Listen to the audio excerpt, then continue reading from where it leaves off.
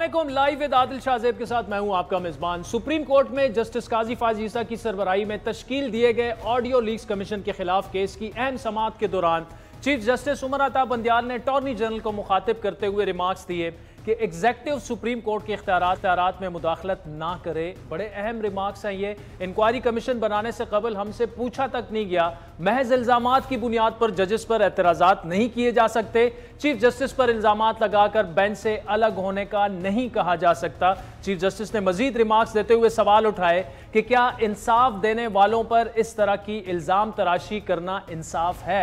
बगैर तहकीक के बयान देने पर तो उस वजीर को हटा दिया जाता या वो मुस्ताफी हो जाते। चीफ जस्टिस उमर अता बंदियाल की सरबराही में 5 रुकनी बेंच केस की समाअत कर रहा है। बेंच के दीगर जजेस में mister justice Ijazul Hassan, justice Munib Akhtar, justice Hasan Azhar Rizvi और जस्टिस शाहिद वहीद शामिल है। लेकिन वफाकी हुकूमत इस बेंच पर एतराज़ात उठा चुकी है। जस्टिस मुनीब अख्तर ने आज रिमार्क्स देते हुए कहा कि क्या हुकूमत ने वसाइल से ये पता करवाया कि ऑडियोस कहां और कैसे रिकॉर्ड हो रही हैं। ऑडियोस के दुरुस्त होने या ना होने से पहले हुकूमत ने पब्लिक करके अपना फैसला ही सुना दिया। तहकीकात के बगैर वज़रा को प्रेस कॉन्फ्रेंस क्या करनी चाहिए थी। हुकूमत को वज़रा की प्रेस कॉन्फ्रेंस से इजहार लाताल्लुकी करनी चाहिए।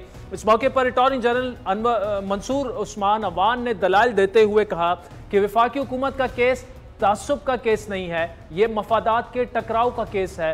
हुकूमत अब कह रही है कि ये जजेस केस ना सुने। वफाकी हुकूमत का ये केस बिल्कुल नहीं कि केस में जजेस की बदनीयती शामिल है। एक ऑडियो में एक चीफ जस्टिस साहब की सास से मुतालिक जो है वो मुबैना ऑडियो है। आपको याद दिलाते चलें कि मौजूदा बेंच पहले ही जस्टिस काजी फायज ईसा की सरबराही में कायम करदा हुकूमती ऑडियो लीक्स कमीशन को काम करने से रोक चुका है। गुज़श्ता समाअत पर चीफ जस्टिस ने यह कहा था कि अदालत ने कमीशन को कलअदम करार नहीं दिया। दूसरी जानिब 9 मई के जलाओ गिराव के वाक़यात के बाद PTI से परवास करने वाले कायदीन दीगर सियासी जमातों में शमूलियत इख्तियार कर अपने ब्लॉग अलग से जो है ब्लॉग बनाते हुए नजर आ रहे हैं। लेकिन इलेक्शन का माहौल नज़र नहीं आ रहा। उसकी बड़ी वजह PDM के जो सरबराहान हैं या जो बड़े उनके सियासी रहनुमा हैं उनके बयानात हैं। इन्होंने तो रियासती इदारों पे हमला, जब आप GHQ पे हमला करेंगे और कोर्टमानों के घर पे जाएंगे, किला वाला हिसार में जाएंगे, आप चंदरा के उनके किले पे हमला करेंगे तो फिर आर्मी एक्ट हरकत में आएगा। अब इलेक्शन की बात आएगी तो उस पर भी एक मुत्तफ़िका फैसले ही हम करेंगे। अब नया इलेक्शन होंगे कि मुल्क की सूरत हाल क्या है। इस मुल्क की सूरत हाल को हम क्या नए हंगामों के और नए प्रैक्टिसेस के पेड़ चढ़ा दें या ये कि कुछ मुल्क को अपने हालात में खड़ा करके चलाएं। मैंने यही कहा कि इस पर मुशावरत हो सकती है, गुफ्तगू की जा सकती है जो मुल्क के लिए मुफीद होगा। दूसरी जानिब 9 मई के वाक़यात के बाद तहरीक इंसाफ के चेयरमैन का जो वो फ़ौरन मीडिया नेटवर्क्स को वो इंटरव्यूज़ दे रहे हैं। कौमी इदारों के ख़िलाफ़ उनकी इल्ज़ाम तराशी का सिलसिला जारी है। रॉयटर्स को जो इन्होंने इंटरव्यू दिया उन्होंने इल्ज़ाम बराह रास्त फ़ौज पर लगाया कि फ़ौज जो है वो उनकी सियासी जमात को मुकम्मल तौर पर ख़त्म करना चाहती है। यकीन है कि उनका केस अब मिलिट्री कोर्ट में चलाया जाएगा। अब वज़ीर दाखिला राना सनाउल्लाह ने आज एक दफ़ा फिर आर्मी तनसीबात पर आर्मी तनसीबात पर अगर हमले होंगे तो आर्मी एक्ट के तहत ही कार्रवाई होगी। क्या वो ट्रैफिक एक्ट के तहत कार्रवाई करें? किसी भी रियासत का सबसे प्राइम दिफाई अदारा जो है वो उस मुल्क की फौज है। ये फौज के ऊपर हमला किया गया, ये सियासी एहतजाज नहीं था, ये सरकशी थी, ये बगावत थी, ये बाकायदा मनसूबाबंदी से की गई। आर्मी की दिफाई तनसीबात के ऊपर हमला किया, वहां पे तोड़ फोड़ की और उसके बाद जो है आग लगाई। ये चीजें जो हैं ये आर्मी एक्ट के तहत नहीं आती। ये उनकी रिकवरी जो है अगर आर्मी एक्ट 1952 के तहत नहीं होगी तो क्या फिर ट्रैफिक चालान के तहत होंगी? उन पर मुकदमात मिलिट्री कोर्ट में चलाए जा सकें। राना सनाउल्लाह साहब से ये सवाल मैंने लास्ट वीक किया, क्या कहा उन्होंने? सुना ये जो इन्होंने एक नारा लगाया था कि जी इमरान खान हमारी रेड लाइन है और उसके ऊपर जो इन्होंने पेशबंदी की, जो प्लानिंग की, जो मनसूबाबंदी थी, जो तैयारी थी, वो सारी जो है वो इमरान खान की के इनिशिएटिव पे थी, उसकी इंस्टिगेशन पे थी। उसने ये सारा कुछ करवाया। ये सारे इस फसाड का आर्किटेक्ट वो खुद है। ये अगर तयशुदा था रान साहब तो मिलिट्री इंस्टॉलेशन पे जो हमले थे तो फिर मिलिट्री कोर्ट में मुकदमा चलेगा उन पर? जी बिल्कुल, क्यों नहीं चलेगा। जो उन्होंने मिलिट्री इंस्टॉलेशंस को निशाना बनाने का उन्होंने प्रोग्राम बनाया और फिर उसके ऊपर अमल करवाया, तो ये मेरी समझ के मुताबिक तो बिल्कुल ये मिलिट्री कोर्ट का केस है। तार से हाथ धोने के बाद गलती पर गलती की, चाहे वो अमरीकी साजिश का बयानिया हो, कौमी असम्बली से इस्तीफे हों या 2 अपनी असम्बलियाँ हुकूमतें तहलील करने का फैसला, और आज ये बात खुद साथी और सीनियर वकील बैरिस्टर एतजाज एहसन साहब भी कर गए। जो सबसे बड़ी गलती हुई है वो है 140 एमएनए लेके बाहर आए, वहाँ 140 बैठे होते ना, ये गेम ही कुछ और रही होगी। 140 एक क्राउड होता है, 140 एक दूसरे से स्ट्रेंथ लेता है। 140 कोई देखता है इमरान खान की तरफ मैली आंख से तो उसको जाके पकड़ता है। दूसरी, उसने ताखीर की असेंबलियां डिसॉल्व करने, उन लीग वालों ने भी बड़ी सियासत, मरियम ने, राना सनाउल्लाह ने। आपने अगर इलेक्शन ही चाहते हो तो अपनी असेंबलियां क्यों नहीं डिसॉल्व करते? वो कमला मतलब है भोला बादशाह हो गए चाक। देखो, एक तो मैं पहले कह दूं कि सियासत से कोई आउट नहीं हो, आप फांसी पे लगा दें। नाज़रीन, आज तहरीक इंसाफ के जो सीनियर वाइस चेयरमैन है शाह महमूद कुरैशी, 1 महीने बाद वो भी आज रिहा हो गए हैं। मीडिया टॉक उन्होंने की जिसमें उन्होंने कहा वो कल इमरान खान से मुलाकात भी करेंगे। अपने वर्कर्स को उन्होंने ये बताया कि जी ये सख्त वक्त है और ये गुजर जाएगा। अब ये 5 सालों में गुजर जाएगा या उस पर 5 महीने लग सकते हैं, दोबारा भी बरसर इक़्तिदार आ सकती है तहरीक इंसाफ। लेकिन तहरीक इंसाफ की सियासत क्या रुख इख्तियार करेगी, ये शाह महमूद और जो तहरीक इंसाफ के चेयरमैन हैं उनकी मुलाकात के बाद जो लाएअमल इख्तियार होगा उससे भी हमें रिफ्लेक्ट होगा। तफसीली गुफ्तगू आज करेंगे। हमारे मेहमान हैं लीग नून के सीनियर रहनुमा वफाकी वजीर जनाब मियाँ जावेद लतीफ़ साहब। मियाँ साहब, thank you so much for joining us. पहले सुप्रीम कोर्ट की आज की समाअत की बात करते हैं। वो कह रहे हैं कि जी क्या इंसाफ देने वालों पर इस तरह की इल्ज़ाम तराशी जो है वो इंसाफ है? ये चीफ जस्टिस साहब आपको कह रहे हैं कि आपके पास अगर प्रूफ ही नहीं है कि एक वीडियो जाली है, असली है, आप लोग प्रेस कॉन्फ्रेंसेस करके अपना वर्डिक्ट सुना देते हैं, फैसले दे देते हैं कि ये वीडियो बिल्कुल है, ऑथेंटिक है। आदिल शुक्रिया, मगर आदिल मैं अपनी बात ही नहीं करता, हुकूमत वक्त की बात नहीं करता, मैं किसी उस अदारे से बाहर के बंदे की बात कोर्ट ही नहीं करता। मुझे ये सिर्फ बता दें कि जस्टिस शौकत सिद्दीकी साहब क्या कह रहे हैं, अपने अदारे के मतलब क्या कह रहे हैं, और फिर सीनियर तरीन जो जस्टिस हैं जो आने वाले वक्त में चीफ बनने वाले हैं, उन्होंने रजिस्ट्रार को बुला के क्या कहा। इसके बावजूद भी किसी सबूत की शवाहद की ज़रूरत है कि कोर्ट्स में क्या हो रहा है। और फिर मुझे ये कोई बताए कि साकिब निसार साहब ने जो जजमेंट दी और जितनी भी दी और आज तक जितने बेंच बनते आए हैं, क्या वही सिर्फ फैसले करेंगे पीटीआई के हवाले से या उनके मुतल्लिका जो केसेस होंगे वही सिर्फ सुना करेंगे? और फिर मुझे ये बताएं कि पाकिस्तान के अंदर ये होता आया है और दुनिया में ये रवायत है कि अगर किसी तल्लक वाले का केस किसी जज के पास आ जाए तो वो सुनने से इनकार कर देते हैं, इसलिए कि कहीं मेरा तल्लक जो है वो आड़े ना आ जाए फैसला लिखने में। आज मैं सुन रहा था कहीं अफसार आलम जो इंतहाई सीनियर साफ़ी हैं, उन्होंने वो भी यही बात कर रहे थे कि अगर आपकी सास का केस आपके पास है तो क्या आपको मुनासिब लगेगा उसको सुनते हुए? ठीक, अच्छा मियाँ साहब, ये एतराज़ तो वैलिड है, लेकिन सास का जब साबित होगा कि ये सास की वीडियो असली है जाली है, वो ये कह रहे हैं कि ये तो पता करे हुकूमत के ये वीडियो कौन बना रहा है, क्यों बना रहा है।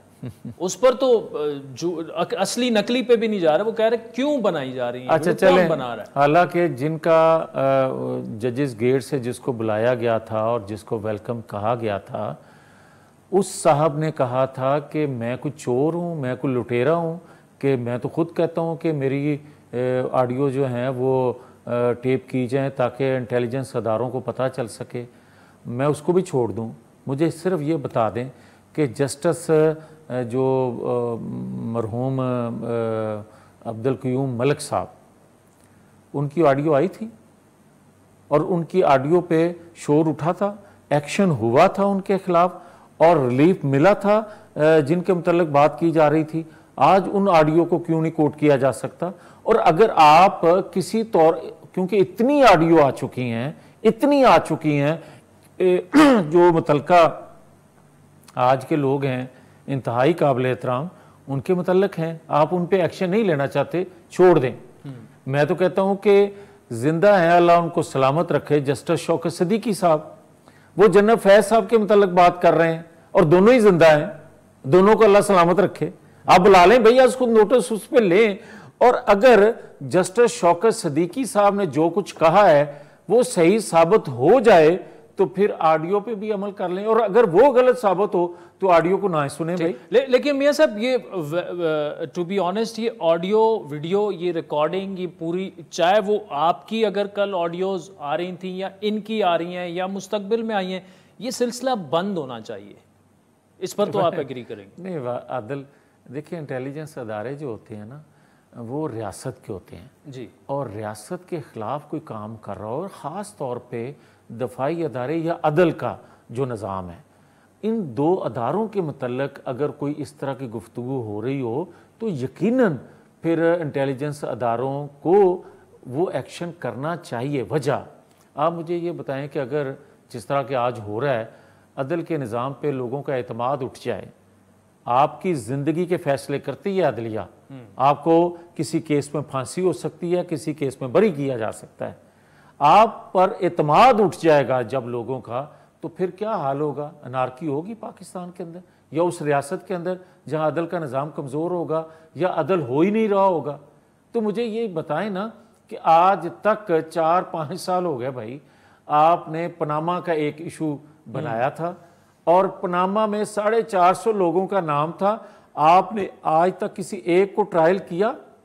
एक पर खुद नोटिस हुआ, मगर आपने पनामा की आड़ में जिससे इंतकाम लेना था, जिसको और जिसका पूरे अफसाने में जिक्र नहीं था, आपने उसको बलि चढ़ा दिया। मियां साहब देखिए, जजेस के कॉन्डक्ट पर या फैसलों पर एतराज़ात आप करें, वो आपका हक है, लेकिन जो असल मामला है वो ये है कि कोई कानून ऐसा नहीं है जो आपको इजाज़त देता हो कि आप किसी की ऑडियो रिकॉर्ड कर लें, चाहे वो जिस नेचर की भी हो। मैं आपको पहले कह चुका हूं कि प्राइवेसी जो है वो नहीं डिस्टर्ब होनी चाहिए, मगर रियासती अदारे जो होते हैं, दिफाई अदारा, अदल का अदारा, ये दोनों अदारे ऐसे हैं, हसास हैं, और इनके मुतल्लिक अगर कोई साजिश करता है, अदल के निज़ाम में कोई इस तरह का जो आज आपको चीज़ें सुनने में, और मुझे ये बताएं कि क्या जस्टिस साबक जो साकिब निसार साहब हैं, उनका एक्ट जो है, ऑडियो भी छोड़ दें, उसके बाद जो उनका एक्ट है, जो मिलते मिलाते हैं, जो करते कराते हैं आजकल, क्या उस पर किसी को कोई ख्याल नहीं आएगा कि आप पाकिस्तान की तबाही और बर्बादी का बाइस बनने वाले साकिब निसार, जिसने बुनियाद रख दी, भाई आप पर दबाव है, आप ओत किस चीज़ का लेते हो?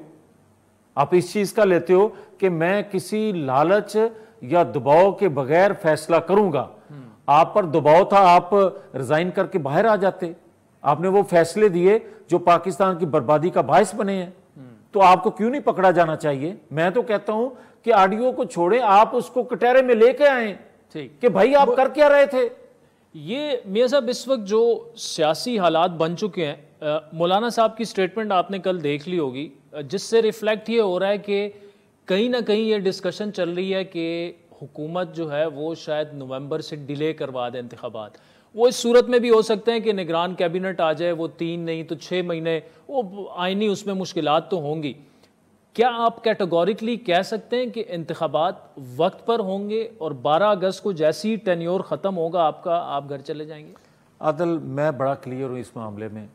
जो आइन कहता है 1 दिन 1 घंटा ऊपर नहीं जाना चाहिए, मैं बड़ा क्लियर हूँ, मगर मुझे ये बताएं कि जो निज़ाम अदल चल रहा है, आप क्यों बज़िद हैं कि हर हाल में नवाज शरीफ को आप 3 इलेक्शनों में बाहर रखा है, आपने 3 दफा बाहर रखा है इलेक्शन से। यानी आप ये कह रहे हैं इलेक्शन टाइम पे हो, लेकिन जब तक नवाज शरीफ की डिस्क्वालिफिकेशन खत्म नहीं होगी, जब तक नहीं मैं बात कर इलेक्शन नहीं होंगे, क्यों नहीं उसको इंसाफ मिलना चाहिए? आप उनको इंसाफ की आड़ में सहूलत दे रहे हैं जो 9-10 मई के वाकया में शामिल हैं। नहीं तो आप उनको बरी कर, एक डिस्क्वालिफिकेशन है ना, अपील कर लेना, अपील कर ले मियां साहब। अपील फिर मेरी कैसी है कि मुझे तो 9-10 साल से इंसाफ ही नहीं मिल रहा। आप ये देखें कि इमरान खान के स्टे पे स्टे चल रहे हैं, उसको तो 9-10 साल से आपने सहूलत दी हुई है, और मुझे 8-9 साल से अपील मेरी सुन नहीं रहे। आप नहीं ना सुन रहे, सुन लें भाई। आप मुझे कहते हैं कि मजीद गर्दन पेश कर दो, मैं बार बार गर्दन क्यों पेश करूं आपके सामने? लेकिन मियां साहब इसका तो इंतखाबात से ताल्लुक नहीं है ना, इंतखाब का तल्लक है। अच्छा। वो ये है कि भाई आप एक पाकिस्तान की सबसे बड़ी जमात के सरबराह को 3 इलेक्शन पहले बाहर रख चुके हो, अब क्यों रखोगे? या ये साबित करो कि आपने जिस बुनियाद पे उनको इलेक्शन से बाहर किया था, जो सजा दी थी, आप हलफ दे के कह दें कि वो दुरुस्त थी।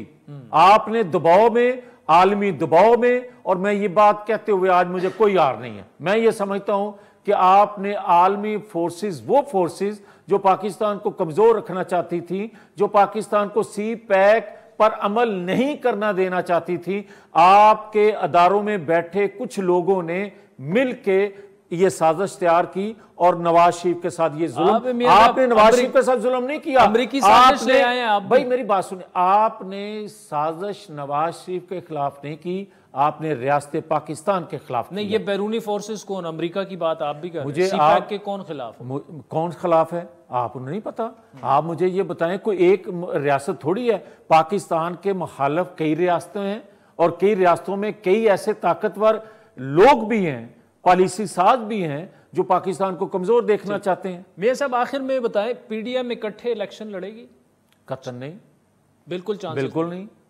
हम अपना इलेक्शन अपनी जमात, पीपल्स पार्टी के साथ सीट एडजस्टमेंट हो सकती है? बिल्कुल नहीं, वो भी नहीं हो सकती। बिल्कुल नहीं करेंगे। अच्छा, अपने प्लेटफॉर्म से इलेक्शन लड़ेंगे। इस तो बिलावल भुट्टो भी वजारत उज़्मा के उम्मीदवार हैं, और जाहिर बात है नवाज शरीफ साहब की डिस्क्वालिफिकेशन ख़त्म होती है, वो होंगे, ना हो तो शहबाज शरीफ होंगे, ना हो तो मरियम नवाज साहिबा होंगी, तो आप तो मैदान में उतरेंगे, फिर मुकाबला ही होगा दोनों पार्टियों। भाई हर जमात पहले भी लड़ते हैं उनके खिलाफ, आज क्यों नहीं लड़ेंगे? और दूसरा ये है कि हर जमात का अपना कैंडिडेट होता है, पीपल्स पार्टी को हक है, मगर हमें भी हक है। अगर हमें लोग चुनते हैं तो हम ये वजारत उज़्मा किसी को प्लेट में रख के क्यों देंगे, या किसी से प्लेट में रख के लेंगे क्यों? ये तो जिसको मैंडेट कौम देगी उसका राइट है। यानी पीपल्स पार्टी के साथ इत्तेहाद नहीं करेंगे आप? नहीं। मियां जावेद लतीफ़ साहब, thank you so much for joining us. नाज़रीन, वक्त तो चाहता है एक ब्रेक का।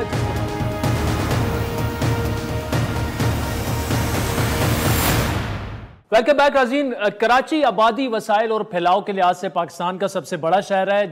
जितनी इस शहर की इमारतें बुलंद हैं, उससे कई गुना बड़े पहाड़ जैसे मसाइल दहाइयों से शहर की जो किस्मत है उसमें रच बस चुके हैं। इन मसाइल के हल के लिए लोकल बॉडीज़ का निज़ाम मौजूद तो है, लेकिन ये निज़ाम खुद ही कभी वसाइल तो कभी इख्तियारात ना होने की वजूहात के बायस मुख्तलिफ सियासी जमातों के दरमियान सियासत की नजर ही रहा। माजी में इस शहर की तकदीर संवारने के लिए जमात इस्लामी के अब्दुल सत्तार अफगानी, नेमतुल्लाह खान, MQM के डॉक्टर फारूक सत्तार, मुस्तफ़ा कमाल, वसीम अख्तर मैदान में आए। किसी ने फंड्स ना होने का गिला किया, किसी ने इख्तियारात ना होने का गिला किया। टैक्सेस की शक्ल में मुल्क को सबसे ज्यादा रेवेन्यू फराम करने वाला ये शहर और इसके बासी, इसको ना तो पूरी बिजली मैसर है, ना गैस पूरी मैसर है, पानी मिलता है, ना अमन की जो अमन मिलता है। और शिकायत करने के लिए जब आप मोबाइल फोन जेब से निकालें तो पलक झपकते ही वो छिन जाता है। ऐसे में गुज़श्ता 15 बरस से बरसर इक़्तिदार पीपल्स पार्टी पर उसके मुखालिफिन ये इल्ज़ाम लगाते हैं कि सूबे के वसाइल अंदरूने सिंध खर्च किए जाते रहे और सियासी स्टेक ना होने की वजह से पीपल्स पार्टी कराची को वो तवज्जो नहीं दे पाई। लेकिन हालिया बलदियाती नताइज के बाद पीपल्स पार्टी कराची की एक बड़ी जमात के तौर पर उभर कर ऐसे सामने आई कि मकामी सियासत के डायनामिक्स जो हैं वो तब्दील हो चुके हैं। 15 जून को मेयर कराची के इंतखाबात का मैदान सजेगा, जिसमें पीपल्स पार्टी अपने नौजवान उम्मीदवार साबिक एडमिनिस्ट्रेटर कराची मुर्तजा वहाब को कराची के मेयर के लिए उन्होंने नामजद किया है। दूसरी जानिब जमात इस्लामी कराची के अमीर हाफिज नईमुर रहमान भी मैदान में हैं, जिन्हें PTI की हिमायत हासिल है। पॉइंट टेबल पर नजर डालें तो जमात इस्लामी और PTI के मजमूई वोटों की तादाद 192 192, जबकि पीपल्स पार्टी और इत्तेहादियों के पास मजमूई तौर पर 175 सीटें हैं। पॉइंट्स टेबल के मुताबिक बज़ाहिर फतह जमात इस्लामी की नजर आ रही है, लेकिन पीपल्स पार्टी के रहनुमाओं का दावा है कि PTI के 20 से ज्यादा अरकान उनसे राब्ते में हैं और वो बआसानी अपना मेयर मुंतखब करवा लेंगे। लेकिन जमात इस्लामी के नामजद उम्मीदवार हाफिज नईमुर रहमान का दावा है कि अवाम के पैसों से खरीदो फरोख्त करने वालों को कामयाब नहीं होने देंगे। हमारा तमाम जमातों से वो राब्ते में है। कराची के लोग तरक्की चाहते हैं। पीपल्स पार्टी को जमात इस्लामी का मेयर कबूल करना चाहिए। सारी धांधली के बावजूद पीपल्स पार्टी की अक्सरियत नहीं है। उनके 155 है, जमात इस्लामी और पीटीआई के 193। वो कहते हैं कि बाकी पार्टियों ने हमारी हिमायत की है।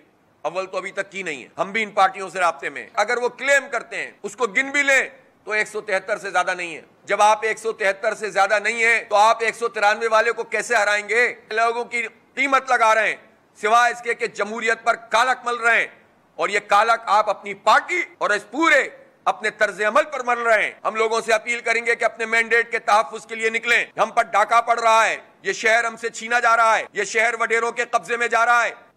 ये शहर वडेरों के कब्जे में जा रहा है। तफसीली गुफ्तगू करेंगे। हमें ज्वाइन किया पीपल्स पार्टी के सीनियर रहनुमा और सिंध की अपनी पार्टी के वो सूबाई सदर भी हैं, निसार खोड़ो साहब। खोड़ो साहब, बहुत शुक्रिया।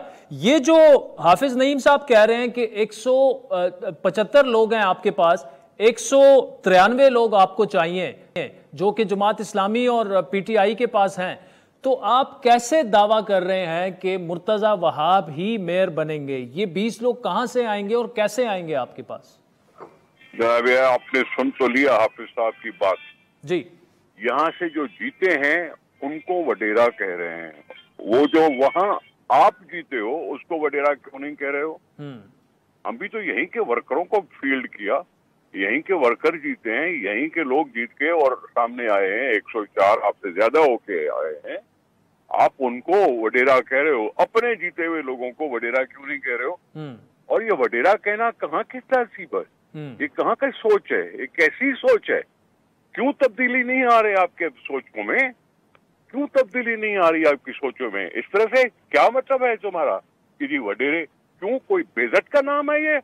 वडेरे का मतलब है वडी इज्जत वाला। क्या बातें कर रहे हैं आप जी? तो वही जुबान जो कभी कोई बोलता था, कभी कोई बोलता था, आज जमात इस्लामी भी वही जुबान बोल रही है जी। सिंध है ये वैसे खोड़ो साहब बिल्कुल कंडेमेबल है। किसी सियासी जमात की तरफ से ऐसा नहीं होना चाहिए, लेकिन असल जो मामला है 15 का, जब मुर्तजा वहाब साहब और उनका मुकाबला। हेलो जी जी सुन लें जी। इलेक्शन है, इलेक्शन में सामने है show off hands. Show off hands में वोट पड़ेंगे, ठीक है? और दिल खोल के आदमी जो जिसको वोट देगा वो खड़ा होकर वोट देगा। उसमें खरीदो फरोख्त का इल्जाम लगाना क्या है? आपको वोट मिले तो वो खरीदो फरोख्त नहीं है। मुझे क्या मालूम तहरीक इंसाफ वालों के साथ आपने क्या डील कर रखी है? कोई खड़ा होके किसी को वोट देता है या किसी को वोट नहीं देता, वो उसका अपना हक है, उसका अपना फर्ज है, निभाएगा वो अपना फर्ज। आपको वोट मिले तो खरीदो फरोख्त नहीं है, हमें वोट मिले तो खरीदो फरोख्त है। ठीक। कौड़ो साहब, क्या डिप्टी मेयर का फैसला हो चुका है कि मुर्तजा वहाब के साथ कौन होगा? जी हाँ, हो चुका है। मैं कल अनाउंस कर चुका हूँ, अब्दुल्ला मुराद का बेटा सलमान मुराद। ठीक। और साथ में कौड़ो साहब ये भी बताइएगा कि एक गिला कराची के तकरीबन हर मेयर ने ये किया कि उनके पास इख्तियारात ही नहीं है। अब मुर्तजा वहाब साहब ये कह रहे हैं कि जी जब अगर मैं बनूंगा मेरी पार्टी कभी ये गिला नहीं करेगी कि इख्तियारात नहीं है, क्योंकि जाहिर बात है सिंध में भी आप ही की गवर्नमेंट है। लेकिन अगर हाफिज साहब जीत जाते हैं तो क्या पीपल्स पार्टी की बात सुने, ये जो बात कर रहे हैं आप नेमतुल्लाह साहब की, फारूक सत्तार साहब की, मुस्तफा कमाल साहब की, उस वक्त हम सब ऑपोजिशन में थे, तो इन्होंने क्यों नहीं कराची के मसाइल हल कर लिए? नेमतुल्लाह साहब ने क्यों नहीं हल किए? मुस्तफा कमाल साहब ने क्यों नहीं हल किए? फारूक सत्तार साहब क्यों हल नहीं किए? हम तो उस वक्त हुकूमतों में नहीं थे। अब उन्होंने क्यों नहीं मसाइल हल किए? अब हम पर आती है कि जी क्योंकि पीपल्स पार्टी है इसलिए ये शिकायत नहीं होगी। भाई ठीक है, हमारा भी उतना ही हक है जितना किसी और का। अगर हमने मेहनत की है, अगर हम जीते हैं, तो उसमें क्यों साड़ा क्यों है यार? ये साड़ा लगाने की क्या बात है? साहब आखिर में अगर हाफिज साहब इलेक्ट हो जाते हैं मेयर कराची, भरपूर ताउन पीपल्स पार्टी की हुकूमत उनसे करेगी और इख्तियारात भी जिस तरह आइन और कानून के मुताबिक है उन्हें हासिल होंगे।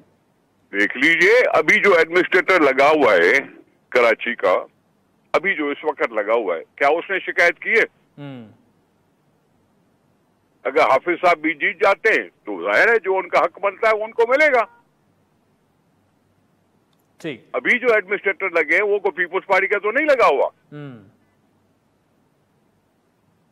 हेलो जी जी, निसार खोड़ो साहब, thank you so much for joining us. बहुत शुक्रिया नाज़रीन, आपने पीपल्स पार्टी के सूबाई निसार खोड़ो साहब हमारे साथ मौजूद थे। अच्छी बात यह है कि वो ये कह रहे हैं कि अगर हाफिज नईमुर रहमान साहब जो कि जमात इस्लामी और पीटीआई की मुश्तरका उम्मीदवार हैं, अगर वो जीत जाते हैं तो उनके साथ भरपूर ताउन होगा, क्यों नहीं होगा। लेकिन साथ में जब मैंने उनसे ये सवाल किया कि आप ये अक्सरियत कैसे दिखाएंगे, क्योंकि आपके लोग तो 173 हैं, आपको तो 20 मजीद लोग चाहिए मेयर इलेक्ट करवाने के लिए, तो उनका ये कहना था शो ऑफ हैंड है, और वाकई ये इलेक्शन शो ऑफ हैंड से होगा। तो उसमें इम्कानात जो ज़ाहिर किए जा रहे हैं, या जमात इस्लामी ये खदशा ज़ाहिर कर रही है कि जी उनके 15 से 20 लोग जो हैं ख़रीदो फरोख्त होगी, जो पीपल्स पार्टी मुस्तरद करती आई है। अभी भी निसार खोड़ो साहब ने यही कहा कि कोई ख़रीदो फरोख्त नहीं हो रही, जो उन्हें वोट देना चाहे वो उसके लिए आज़ाद है। तो वक्त चाहता है एक ब्रेक का, जिसके बाद मईशत की बात करेंगे। बजट पेश होने में सिर्फ 2 दिन का वक्त रह गया है, लेकिन मुश्किलात माशी बढ़ती जा रही हैं। हुकूमत क्या सोच रही है, ब्रेक के बाद इस पर तफसीली गुफ्तगू करेंगे।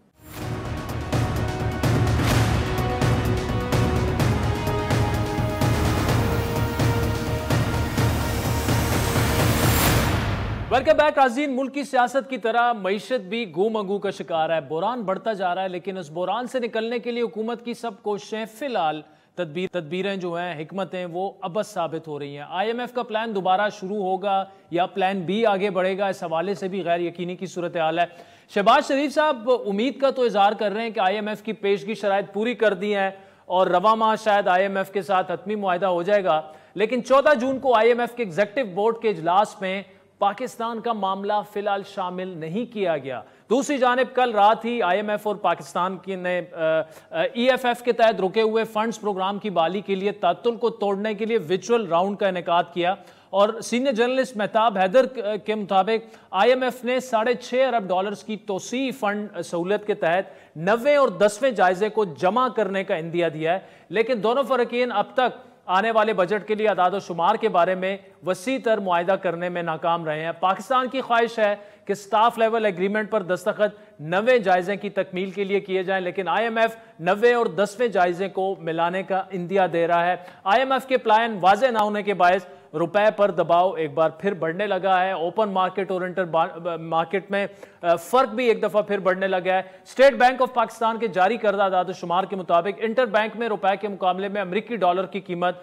286 रुपए 19 पैसे से बढ़कर 286 रुपए 56 पैसे हो चुकी है, जबकि ओपन मार्केट में डॉलर इस वक्त तकरीबन 306 रुपए पर ट्रेड कर रहा है। तो आप फर्क देख लें, तकरीबन 20 रुपए का फर्क है अभी भी ओपन मार्केट में और इंटर बैंक में। स्टेट बैंक की जानिब से जो बाकी अदाद शुमार जारी किए गए हैं, उसके मुताबिक रवा माली साल के पहले 10 माह में समंदर पार पाकिस्तानियों की तरसीलात ज़र में सालाना बुनियादों पर 13% कमी रिकॉर्ड की गई है, यानी रेमिटेंसेज में कमी आई है। जबकि यूरोपीय यूनियन के जो दीगर ममालिक हैं उनमें काम करने वाले पाकिस्तानियों ने $2.5 अरब का ज़र मुबादला मुल्क को इरसाल किया, जो गुज़श्ता माली साल की इसी मुद्दत के मुकाबले में तकरीबन 7.5% कम है। इसी तरह ये खबरें भी सामने आ रही हैं कि IMF ने माली साल 2023 और 24 के लिए टैक्स हदफ 9,800 अरब रुपए तक ले जाने पर जोर दिया है, जबकि वजारत खजाना की जानिब से सालाना टैक्स हदफ 9,200 अरब रुपए मुकर्रर करने की तजवीज़ है।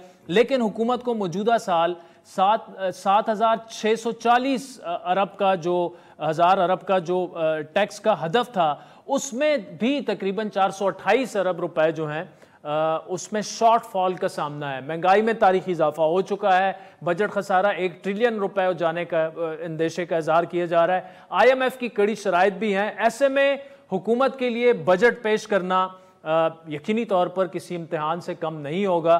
तफसीली गुफ्तगू करेंगे। हमारे साथ आज स्टूडियो में मौजूद हैं हुकूमत की इस्लाहाती कमेटी के चेयरमैन हैं और मारूफ वो टैक्स लॉस के पाकिस्तान में ज़बरदस्त वो एक्सपर्ट भी हैं, इशफाक तोला साहब। तोला साहब बहुत शुक्रिया।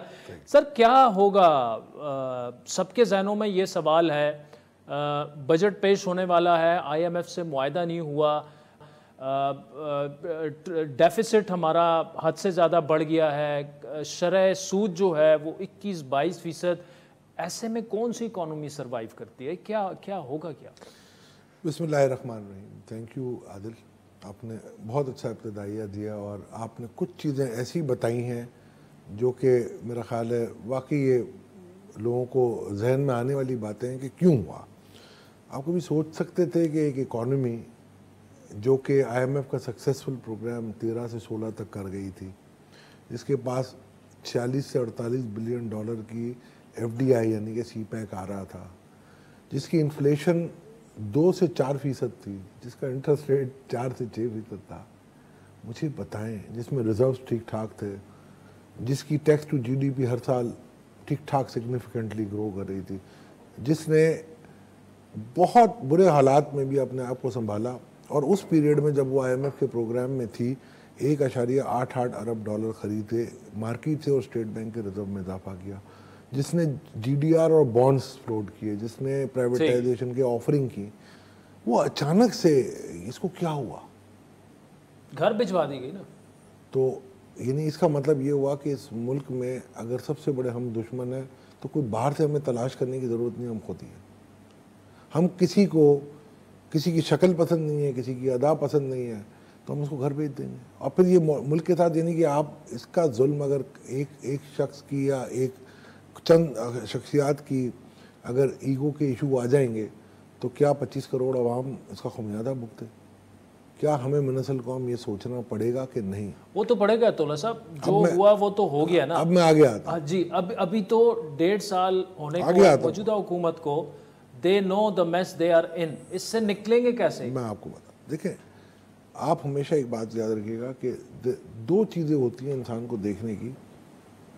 सबसे पहला ये होता है कि हमारे इस मुल्क में, हमारे मज़हब में या हमारी जो बिज़नेस की रिवायत है उसमें ये कहते हैं कि जब आपने कोई कमिटमेंट किया है तो उसे पूरा करना है आपको। और पाकिस्तान का अगर कोई भी कमिटमेंट है तो वो सॉवरेन कमिटमेंट है। लकीली पिछले 3-4 सालों में अनफॉर्चुनेट है बट ब्लेसिंग इन डिस्गाइज हुआ हमारे साथ, कोविड की वजह से हमें बड़े लीनियंसी पूरी दुनिया को मिली, हमें नहीं। आपका मोरेटोरियम हो गए, आपकी IMF का प्रोग्राम हॉल्ट पे था और आपको रैपिड फाइनेंसिंग मिल गई, आपके कर्ज़ों की रीशेड्यूलिंग हो गई, तो ये आपको एक मिला और आपने एक अच्छा स्टेप लेके चले, आपने अर्ली स्टार्ट ले लिया वर्ल्ड से, और जो कुछ एक्सपोर्ट्स आपके पास डाइवर्ट भी हो गई। आपने एक एमनेस्टी दे दी जिसमें बाद में मोहतरम प्राइम मिनिस्टर साहब ने रिग्रेट भी किया कि मैंने गलत दी। उसकी वजह से 4.5 अरब, ये आप मुझे जो दिखा रहे थे ना जी, मुझे देखते हुए थोड़ी सी ये सोच में भी मैं पड़ गया कि ये वो डॉलर थे 4.5 अरब डॉलर जो उस एमनेस्टी में आए हैं। ये आप मत समझिएगा कि बैरून मुल्क। और उस वक्त आपको एक बात और भी पता थी, जब कोविड था, कोविड के सून आफ्टर वो जो चैनल्स थे जी, लोग पाकिस्तान आ जा नहीं रहे थे, फ्लाइटें बंद थी, तो वो जो पैसे आए थे उसका एक बहुत बड़ा इम्पैक्ट था। आज की सूरत हाल में अगर आप देखेंगे तो वही पैसा है, वही 4.5 अरब डॉलर आप निकाल दें, फिर रेमिटेंस कंपेयर कीजिएगा। दूसरा मैं आपको बताता हूँ, दुनिया में इन्फ्लेशन है। आज सिर्फ पाकिस्तान इसका शिकार नहीं है, यूके भी इन्फ्लेशनरी, पाकिस्तान में ऑलमोस्ट हाईएस्ट हो गई है ना। मैं आपको देखिए, और उसको मैं अभी बता रहा हूँ आपको, उस पर मैं आ जाता हूँ। देखिए, ये आपकी बात बिल्कुल दुरुस्त है और ये इसका मसला हम सब के साथ है, आपके साथ भी है, मेरे साथ भी है। और ये इसलिए मसला आ रहा है कि इसलिए कि हम इसको खुद कंट्रोल नहीं कर पाए। जब हमने अपने एग्रीमेंट किया IMF के साथ तो हमने उसी वक्त 150 बेसिस पॉइंट बढ़ा दिए थे। 150 बेसिस पॉइंट का मतलब है आप कम से कम 1 से 1.5% की इन्फ्लेशन आप बढ़ा रहे थे। एवरी परसेंटेज जो इंक्रीज होती है वो उस पर आपका इंक्रीज इन इन्फ्लेशन होता है। हर 10 रुपए की डीवैल्यूएशन पे 1.5% की इंक्रीज है आपकी। आप अंदाज़ा लगा लें, ये जो आज आपकी हुई है, ये आपकी क्यों हुई है? मार्केट बेस्ड मैकेनिज्म पे आपको ये लाना है, ठीक है जी। आज मार्केट बेस्ड मैकेनिज्म की दुनिया में जो दस्तूर था वो रीर होता था, रीर प्लस माइनस 1-2%, 3% मैक्सिमम होता था। मार्केट बेस आज आपका ब्लूमबर्ग कहता है, 19 मई की इनकी रिपोर्ट है कि 244 रुपये आपका, यानी रीर आपका। तो वो कहते हैं रुपये अंडर वैल्यू 15% से। अब आप मुझे एक बात बताएं कि ये जो मेरा इन्फ्लेशन है वो किस वजह से? 2-3 वजूहत से। एक तो उस वक्त कमोडिटी प्राइसेस आपकी हाईएस्ट थी, अब वो जी नीचे इंटरेस्ट रेट है, डिवैल्यूएशन है, बहुत आपको ये भी पता है कि है। कल दोबारा से आपको ये भी पता है कि ओपेक की मीटिंग में सऊदी अपनी कर्टेल कर रहा है और आज ऑयल प्राइसेस फिर बढ़ गई। हैविंग सेड दिस, मैं आपको 2-3 चीजें ये बताना चाहता हूँ कि IMF और नो IMF, this country has to survive and this country will survive इंशाल्लाह। आपको इतना भी मैं बता देता हूँ कि दुनिया की हमारा मेन मसला है ट्विन डेफिसिट, हमारा फिस्कल डेफिसिट है आपने जैसे बताया, और हमारा ये भी अपना करंट अकाउंट डेफिसिट है। तो हम ट्विन डेफिसिट वाले कंट्री बन गए। करंट अकाउंट डेफिसिट में हमने सिग्निफिकेंटली कवरेज की है, but at a huge cost. Sir LCs नहीं खुलेंगी, इंपोर्ट नहीं हो रही, तो करंट मैं अकाउंट आपको कह रहा हूँ जीरो पे आएगा। मैं आपको कह रहा हूँ कि आपकी जो एक्सपोर्ट आपकी जो 11% नीचे आई, एक्सपोर्ट नीचे आने की भी 2 वजूहत है। एक्सपोर्ट को जब भी आप लिंक करेंगे ना, आपकी 60 to 65% कॉटन टेक्सटाइल की एक्सपोर्ट होती है, और उनकी जब भी आप अगर टाई अप करेंगे ना, तो वो टाई अप होती हैं आपकी एक ही चीज़ से, उनकी रॉ मटेरियल की प्राइस। ठीक, कॉटन की प्राइस पिछले साल US डॉलर में अगर मैं देखूँ $1 पर पाउंड थी, आपकी 31 बिलियन की चली गई और 2.5 बिलियन आपको IT में मिल गया।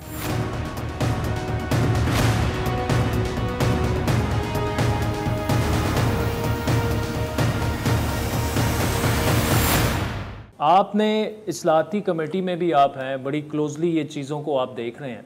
इस वक्त जो कंसर्न है एज ए पाकिस्तानी मेरा, वो ये है कि हम करेंगे क्या। हमें ये कहा जा रहा है कि जी उम्मीद दिलाई जा रही है कि शायद IMF के साथ मुआहदा हो जाएगा, लेकिन फिर कह रहे हैं प्लान B पे जाएंगे। प्लान B है क्या? अगर आप IMF के साथ ना गए तो हम खुदा न खास्ता डिफ़ॉल्ट कर जाएंगे। We don't have any other options. अच्छा, आप कभी एनालाइज करें, मैंने एक कोशिश की थी और जिससे कुछ दोस्तियाँ भी ख़राब हो गई। मैंने एक आर्टिकल लिख दिया था February 8 या 7, 2020 में, बिजनेस रिकॉर्डर में छपा था कि can Pakistan economy survive without IMF। तो मैंने इनको एक क्रिटिकल एनालिसिस किया था उस वक्त के हिसाब से, जो इंटरेस्ट रेट सिनेरियो थे। कोविड बिल्कुल आया था, पाकिस्तान में नहीं आया था, मगर दुनिया में स्लो डाउन होना शुरू हो गई थी। तो उसी वक्त मैंने अपने तौर पे कंसीव करके मैंने लिखा और मैंने कहा कि अगर हम करते हैं तो क्या करते हैं। हमें जाना पड़ता कमर्शियल लोन्स पे, मल्टीलैटरल को आपको रिप्लेस करना पड़ता है। और ऑब्वियसली आप कहेंगे यार ये अब तो कमर्शियल भी नहीं ले सकते। नहीं, मैं वो इसलिए नहीं ले सकते। आप मैं वही कहता हूँ ना, टाइमिंग इज द एसेंस। आज इस वक्त LNG जो है ना लोवेस्ट रेट पे है, आप ले नहीं सकते, पैसे नहीं हेज करनी होती है। ऐसा नहीं होता कि जी आज आपको सारे पैसे देने हैं जी। तो आपको ये सब चीज़ें करनी पड़ेंगी। आपको ये मैं नहीं कहता, मगर आपको मैं एक बात बताऊँ, प्लान B जो डार साहब ने भी कहा है, या जो सबसे पहली प्रायोरिटी है कि IMF, क्योंकि we want to discipline the economy as well. IMF अगर नहीं आता, खुदा ना खास्ता अगर नहीं आता, तो obviously this nation has to survive. आपको 25 करोड़ आवाम का ख्याल रखना है। ऐसा तो नहीं है ना कि आप बिल्कुल बढ़ जाएंगे।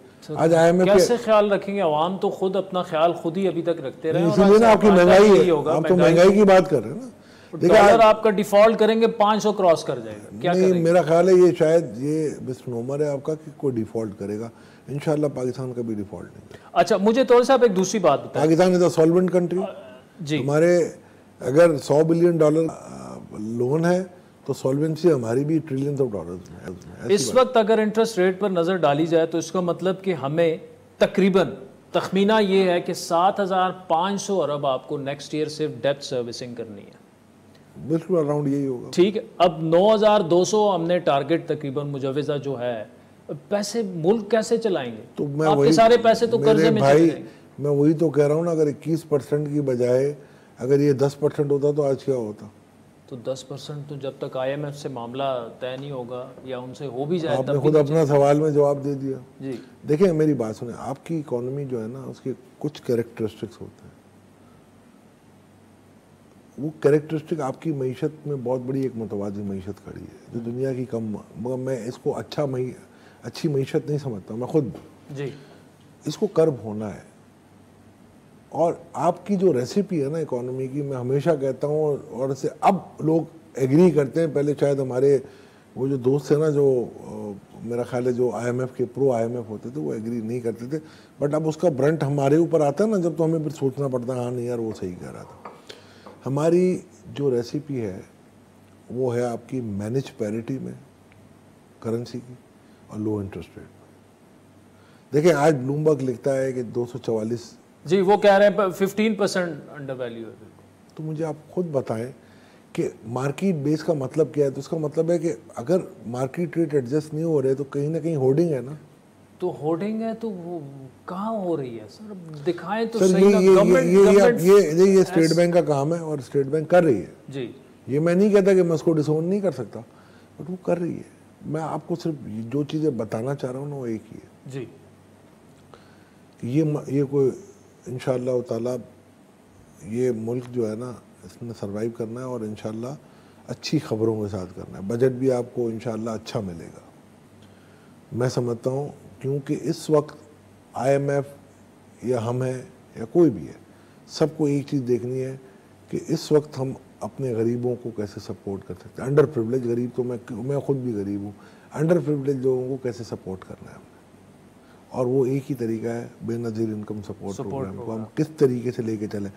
आपको मैं सिंपल सी एक बताता हूँ, 1% पॉइंट पे गवर्नमेंट 300 से 400 अरब रुपए का नुकसान उठाती है।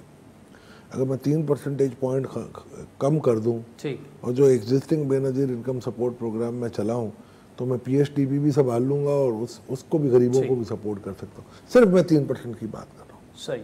तो ऐसी काफ़ी चीज़ें हैं जो कि कट कॉर्नर। आपको एक्सचेंज रेगुलेशन पे टाइटनिंग रखनी पड़ेगी। ये आप भूल जाएं आपके जी अल्ले तल्ले गाड़ियाँ मंगा ली, ये कर लिया, नहीं।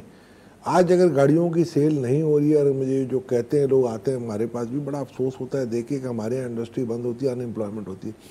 मगर आप दूसरा रुख तस्वीर का देखते हैं तो हमारी ये अफोर्डेबिलिटी नहीं है, ना हम इन चीज़ों को अभी अफोर्ड कर सकते हैं कि 31% मार्कअप पे कोई लेने के लिए गाड़ी तैयार नहीं है।